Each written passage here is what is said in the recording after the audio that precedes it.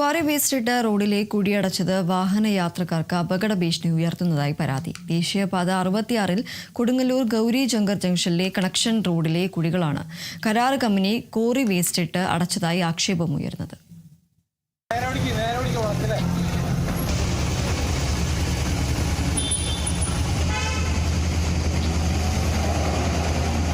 സാധാരണ റോഡിലെ കുഴികൾ ടാർ ഉപയോഗിച്ചാണ് അടയ്ക്കാറുള്ളത്.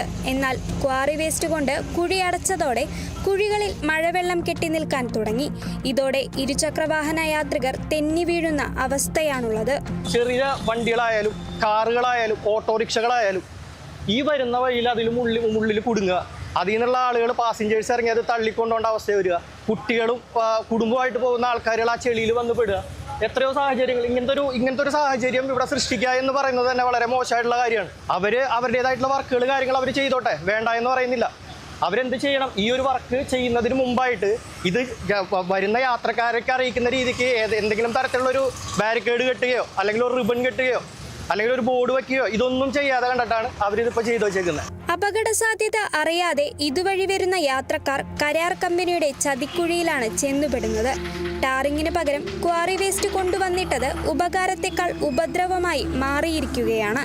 നൂറുകണക്കിന് വാഹനങ്ങൾ കടന്നുപോകുന്ന റോഡിലെ അപകടാവസ്ഥ അധികൃതരും കണ്ടമട്ടില്ല. Kerala vision news, Thrissur.